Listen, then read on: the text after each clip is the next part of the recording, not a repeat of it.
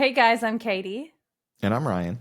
And this is The List, where we're watching IMDb's top 100 greatest movies of all time. And we're letting you know which ones are bucket list worthy and which ones are chuck it list worthy.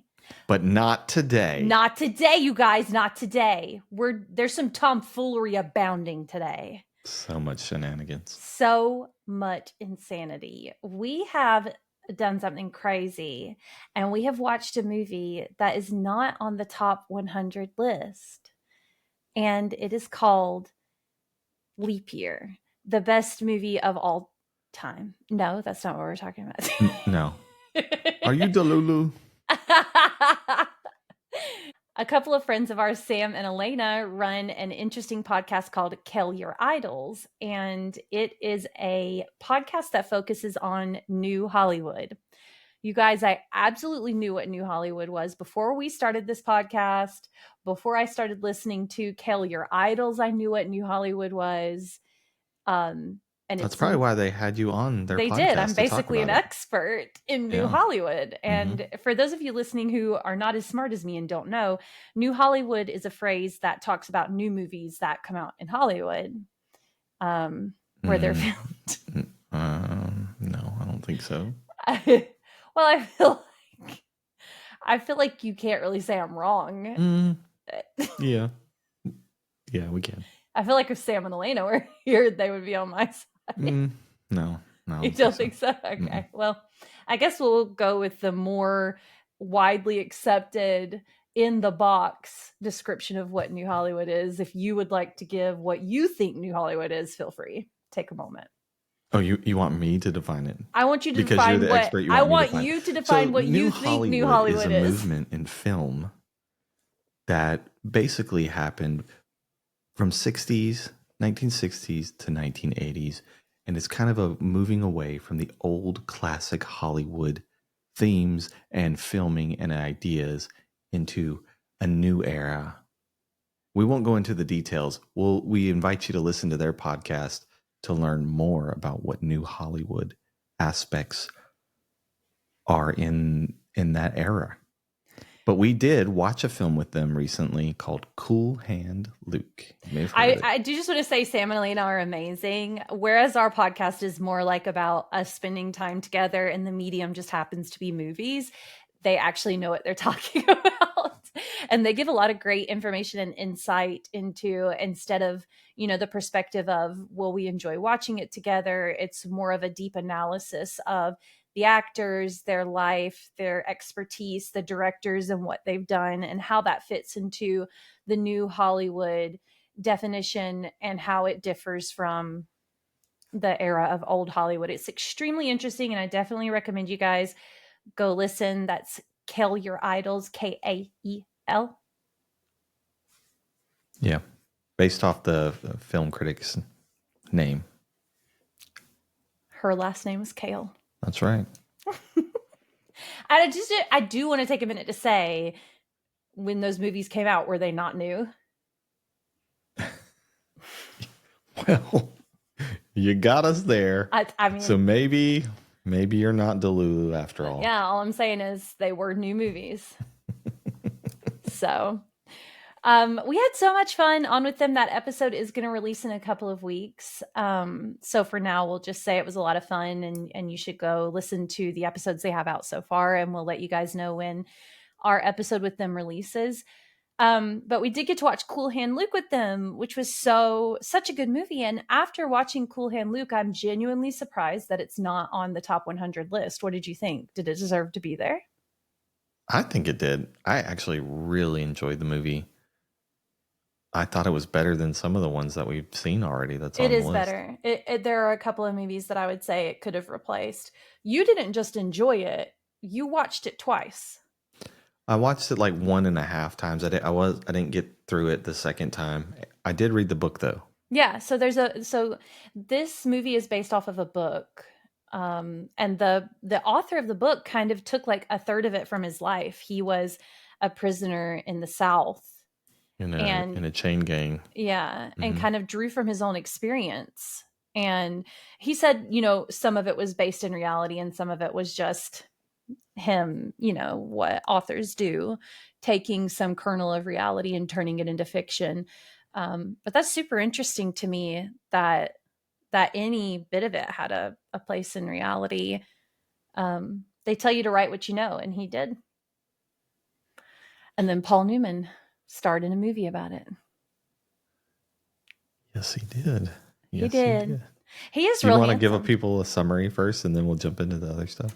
I would. And I would also like to say, for those of you who have not seen Cool Hand Luke and maybe like me had never seen Paul Newman in anything, he is more than salad dressing. Well, you did see him in the salad dressing bottle label. I did. I will tell you something. I only buy Newman's Own. I do.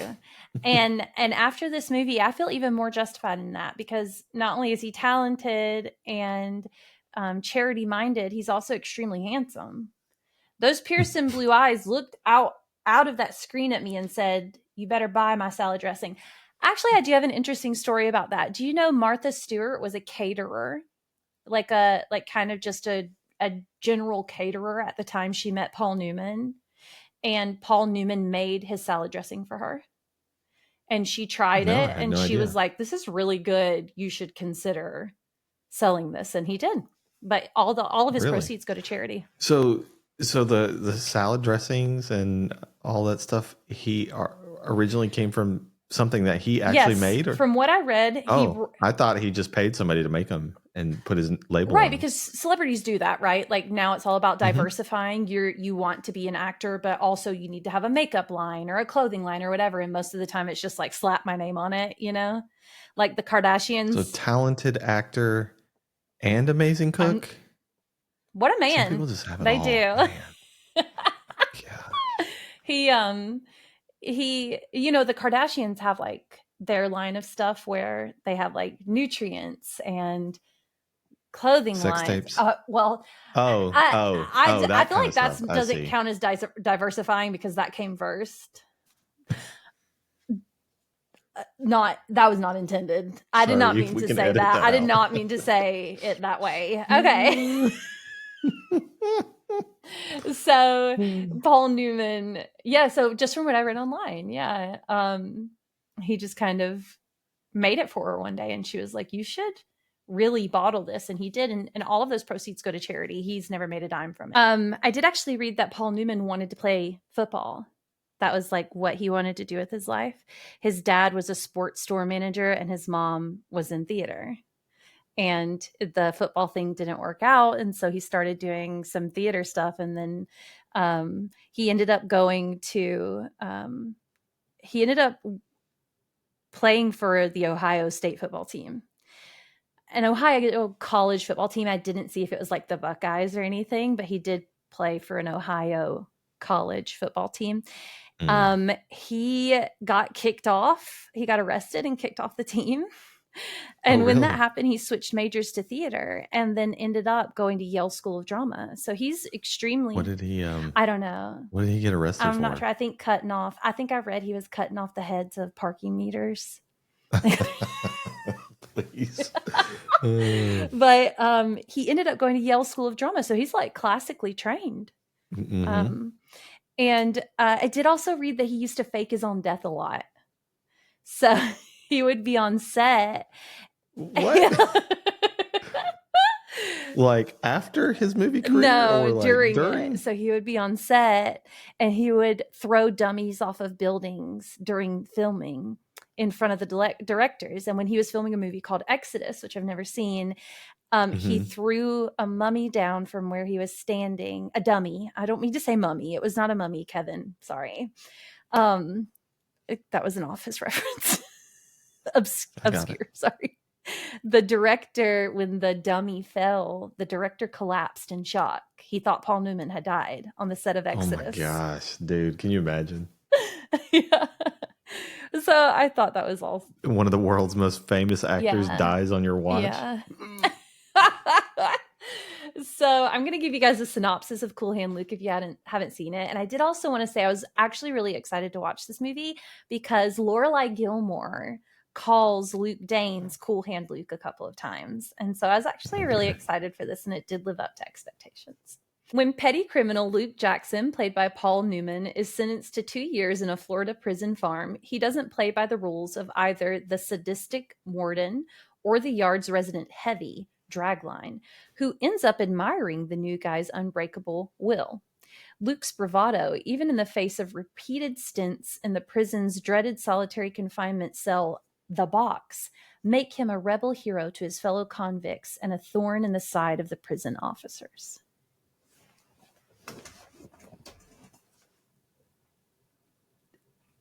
I gotta say, I hated that song.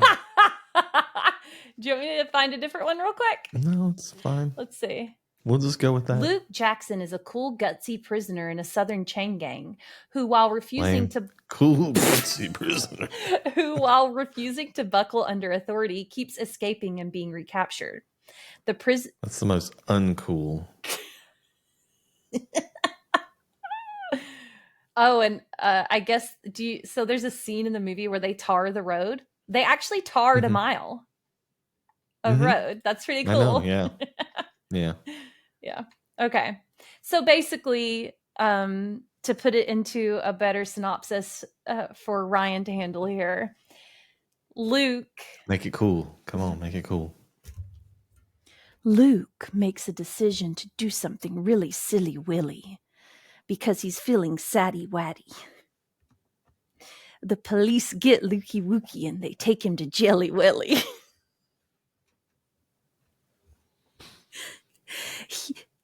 The prisoners think he's such a cool dude. But the guards don't like him. And Luke struggles to listen and has to go to time out a lot. That was cool. Yeah, it rhymed. Rhyming is cool. That was so cool. Rapping is rhyming and it's cool. So how is what I did not cool? It was the best rap of all raps. Thank you for sharing that with us. You wanted me to make it cool. There you go. You should enter a freestyle contest. Harry Mack, reach out to us. Please. We've got your rival. BBL right Drizzy here. Who. I've got the next hit. Beefing with Kool and Luke. The movie is a lot cooler than what you aptly described to us. It was great. It was a great movie. I loved it. Yeah. What did you think about the story? I liked it a lot. It a lot of complexity, a lot of themes, a lot of symbolism in the movie, all things that I really enjoy. And there's some really hilarious parts in the movie. There's a scene where he basically bets everybody that he can eat 50 eggs. It was so many super eggs. memorable scene. If you've ever seen this movie, you're gonna love it. And then there's a lot of emotional stuff too. You know, it makes you laugh, it makes you cry, it makes you think about things. And so I love the story. I think it's way up there. Even the book stayed pretty true to the movie. Like, it's one of the truest, book to movie scripts that I've seen. Even the dialogue was so spot on. The way that the prisoners talked and how to get permission for everything and all this other stuff. Just absolutely great. I give it a 9.3. I even thought it a 9. I was impressed by that number. So to add the 0.3 on there just means you were really impressed. So I like that. Yeah, I thought it was a really good movie. It opens up with Luke obviously struggling. He's cutting the head off of parking meters just to do it. So he's aimless. He doesn't really know what to do with himself. And then he gets put in prison. It's a very alive destination. Like, I like. What do you mean by that? I feel like a lot of times things just happen to happen somewhere.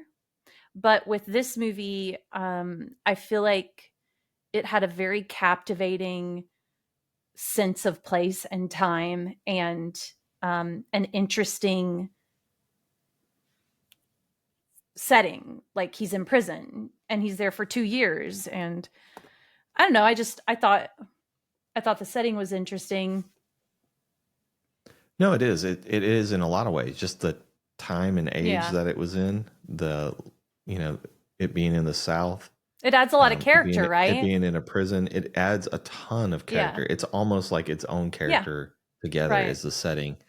Um, And I feel like with a setting in prison, I've never seen Shawshank Redemption, but I imagine it has probably a similar feel to The Green Mile, where it's sad. I'm assuming it's a sad movie or a heavy movie. And while Cool Hand Luke does get heavy, it was also kind of um, a light peak in the beginning where you're just like, what's going to happen? It's all these guys just hanging out almost. It was almost like sorority house.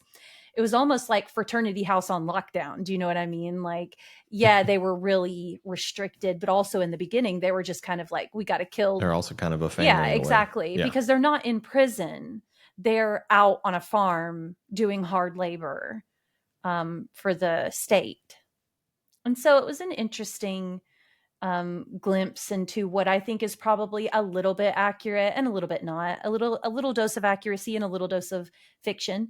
So I thought the setting of the story was very interesting. I thought that um, he did a good job of making me care about somebody who, like in the Green Mile, obviously the main character didn't deserve to be there, but we knew from the beginning Luke was doing something he shouldn't have been and he deserved to be there, but we still cared about him and we still wanted to see him succeed and we wanted to see what was going to happen to him. And so it's a very good balance of not a perfect character, but you're still rooting for them, almost an anti-hero. So I thought the story was really good. I agree with you that there was a really great balance of levity. Almost like, what is this movie going to be about for me in the beginning? I think you caught on a lot earlier than I did that this was not going to be a happy movie. Um, like you should know better, right? When you turn on a movie and somebody goes to jail, like looking back on it, I probably should have been like, yeah, this isn't just going to be a glimpse into 2 years in prison for this guy. But in the beginning, I just wasn't quite sure what was going to happen. And it was, watching it unfold and become a more and more complex story about um, grief and PTSD and aimlessness and finding purpose in the world and learning the balance between following authority figures and realizing where the line is for that, where you can't just say, I'm just going to do what anybody tells me to do anymore. I thought it was a very complex story, and And even like living free, even though you're in the most like unfree situation that you could possibly be in. right, because Luke is free in his mind. In Luke's mind, Mm-hmm. no matter what scenario he's in, he's a free man. And a lot of the characters in this movie did not have that same mindset. And I would not have. I would not have gone into prison and been like, I have the mental fortitude to handle this. I'm just going to, do my own thing and push boundaries. I would have been like every other prisoner in there. I would have been like, I need to wipe my brow. I need to look to the left. Can I look to the left? Like, I would have fallen in line so fast. I'm such a rule follower and I would have been terrified. And so it does kind of give you an opportunity to live through someone else who would do things differently than you, but also that's so anxiety inducing to me. Yeah, and we talk about this in the other podcast, so we don't want to really kind of overlap a lot of those things. Yeah. We want you guys to go to listen to those. But the only thing I do want to say is that he becomes an inspiration for the other prisoners there. Yeah. And I do want to say that to not only trying to get them out of this funk of this really oppressive situation that they're in, but give them a way to inspire them to live free themselves, I guess, in a way. Yeah, so I think in scoring this story, I kind of have to add in that it's a very symbolic story. And a lot of the complaints are that it's too symbolic, but I will just say I didn't feel that way. I thought it was well done, obvious what's being done, but done well. And so I'm going to give the story an 8.5. What did you think about the acting in this movie? Acting's great. I think they're right. This, I don't know if another actor could have played Cool Hand Luke. And I think it's this quiet dignity that Paul Newman kind of brings to this character, and his smile. Yeah, He's always he smiling, and is. I think that's one of his ways that he kind of rebels Yeah. against the man is that um, he doesn't let him show, get him down and show that they've got him down. Kind of reminds me of if you've ever read the Mistborn books by Brandon Sanderson. There's a character named Kelsier who forces himself to smile, and that's his way of kind of rebelling. And Luke's is kind of the same way. And so I think he played that character really well. I think the character of Dragline, played by George Kennedy, who actually won an Academy Award for Best Supporting Actor, is 100% deserved. As good as Paul Newman was, I think George Kennedy shined even brighter than he did. I Was a disagree, but great character, yeah. great acting. Everything he did was so believable. His accent was a little hammy, but otherwise fantastic. Well deserved Academy Award. I loved it. What did you think? What would you say your score is for the acting? And it's way up there too. I'm 9.5. Yeah, I feel like this is a well acted movie. Paul Newman, obviously. I don't agree that Dragline did better. I think Paul Newman's character was more Mm. understated and a little bit of a harder acting job.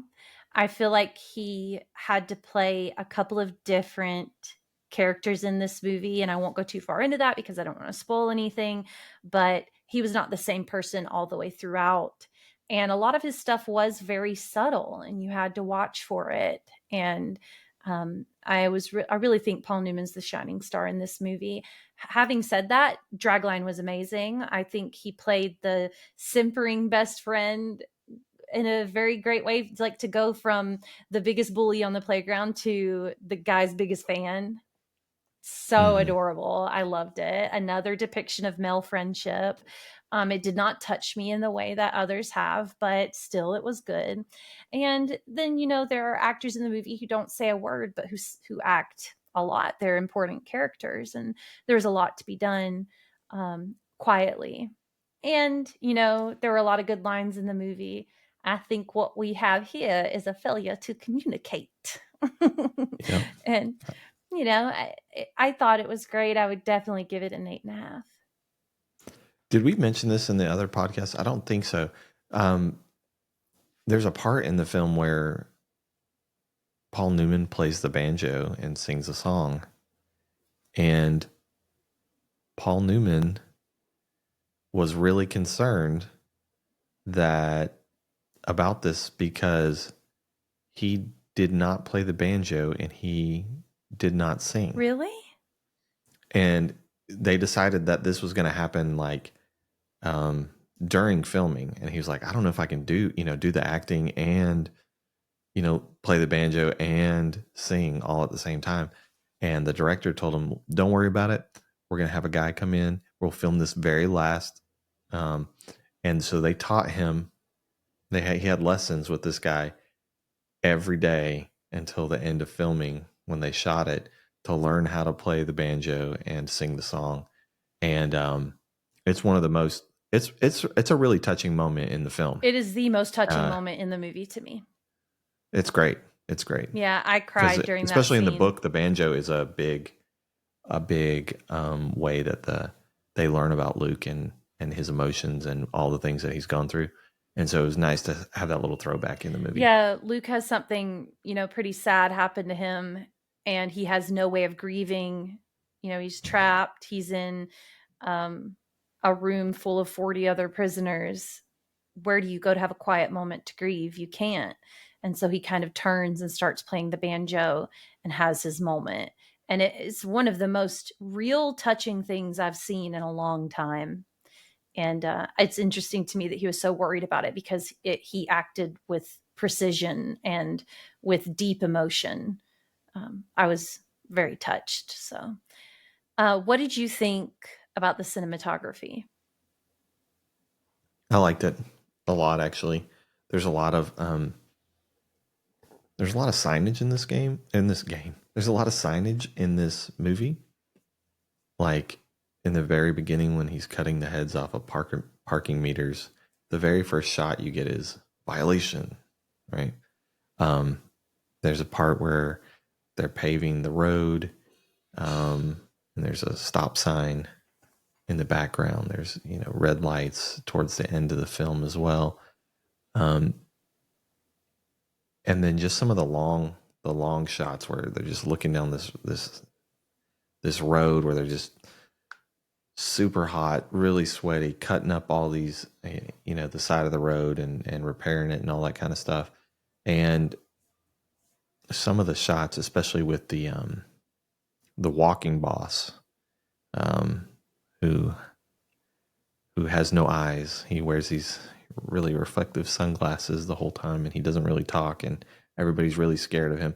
So just some of those little moments were really great, and I think a little bit artsy, right? I think you don't see that in some of the newer Hollywood films, but really helped push along the tone and reinforce kind of some of the themes throughout the movie. And so I thought that was done really well. I liked it a lot. 8.5. I feel like the cinematography in this movie did a really good job of making you feel simultaneously as trapped as Luke and the other incarcerated individuals, and also reinforcing that they're in a vast area, showing how large and open everything was, but at the same time, how utterly restricted their life was. I agree with you that a lot of this movie, the cinematography in this movie, is about symbolism, and Mm-hmm. a lot of what they don't cut the symbolism isn't in the dialogue so much or in the acting, it's in the cinematography. And I think that Mm-hmm. really elevates it for me because as a very amateur viewer, you almost can't even call me amateur. That's how amateur of a viewer I am. Cinematography for me boils down to what it makes me feel when I'm watching and how visually attractive it is. But even I was able to see the importance of the shots in this movie with the reflection in the sunglasses, um, or a lot of the symbolism of Christ that happens in this movie is done through cinematography. A lot of the suffocation is done through some of the shots. And I actually think that's probably the thing I appreciate most about this movie. And I would give it almost a 9, probably my highest score of the night. I would give it an 8.7. Okay, What cool. was the wow factor to you? I haven't really thought I don't about have it. an answer yet either. There's so many things to be wowed about. The acting, I I really, some people criticize the thematic elements of this movie, and I actually really like them because there's so many themes. There's so many things that make you reflect on this film, and I think that's the wow factor for me mostly. Um, it makes me think of what free will is. Obviously there's some religious, martyr, um, Christ themes. The chosen one. Hope. Freedom. Sticking it to the man. All those type of things. All in there. And so there's just so many things to reflect on. And I really like that. I think that's the wow factor for me. And probably about a 7.5 for me. It's probably a little lower than my other scores, but it's still really great. Yeah, and I've just commenting on your wow factor. I think what makes it even better is that this is still a very enjoyable movie on the surface. Just sitting through the movie and watching it is a nice, fun experience. It's just a good movie. And so even if the symbolism went over your head or whatever, which I don't think is possible, it's very clear. Well, even if it is, it's an enjoyable film Right. all by itself, Right. but being able to reflect and think about some of those things later, I think just I elevates it agree. even more. Yeah. I think the wow factor for me, and I'm really going to have to dig for it because I'm not even quite sure what I want to say, is just the commentary on the innate humanness of never giving up. Even when you feel completely beaten, even when in your own mind you feel like you've given up, that at the bare drag moments of your life, you're still going to find it in you to push on and to try. And just the perseverance of humanity is an interesting thing to think on. And I like the way it was done in this movie. But I also agree that it's probably just about a 7.5.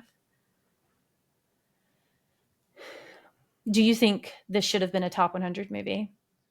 I think it should have been. I'm actually really surprised after watching it that it's not. Me too. I'm wondering what other films were up for nomination in 68. That's a good question. Or 67, I guess. Cool Hand Luke was 67. But I think it's honestly better than a lot of the movies that we've watched so far. If I had to rank it on my list that I have up now, it would probably be around 5. Wow. So that's how high I regard this film. Well, then would you say it's a bucket list movie?